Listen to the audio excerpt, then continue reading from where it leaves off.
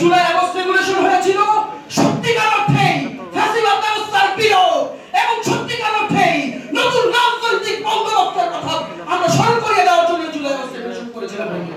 কিন্তু আজকে আমরা দেখতে পাচ্ছি চারপাশে নতুন করে দুর্নীতিবাজরা মাথা চাড়া দিয়ে জেগেছে। আমরা চারপাশে দেখতে পাচ্ছি নতুন করে আবার এই দেশকে ঐতিহ্যশীল করার জন্য একটি পক্ষ ক্রমান্বয়ে ষড়যন্ত্র করে যাচ্ছে। আমরা চারপাশে দেখতে পাচ্ছি এই জুলাই আগস্ট রেভলিউশনের যে সম্মান, এই শহীদদের যে আত্মত্যাগ, এই আত্মত্যাগকে ভূমিত করার জন্য একটি পক্ষ ক্রমান্বয়ে ষড়যন্ত্র করে যাচ্ছে। আমরা আবু সাঈদের দুহাত দেখেছিলাম, আমরা মুক্তদের আত্মত্যাগ দেখেছিলাম।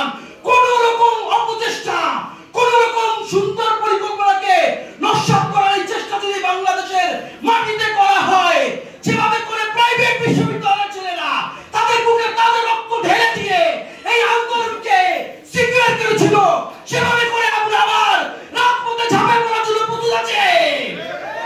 আমাদেরকে প্রস্তুতি নিতে হবে এই বাংলাদেশের স্বাধীনতা অক্ষুণ্ণ রাখার জন্য।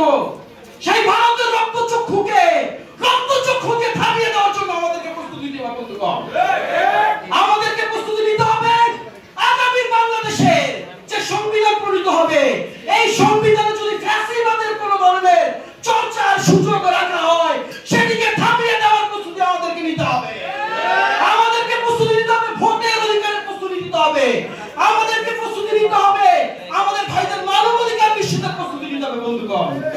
আর সেই প্রস্তুতিতে, সেই সংগ্রামে আমার প্রাইভেটের ভাইয়েরা আবারও বরাবরের মতন পিছিয়ে থাকবে না ইনশাআল্লাহ।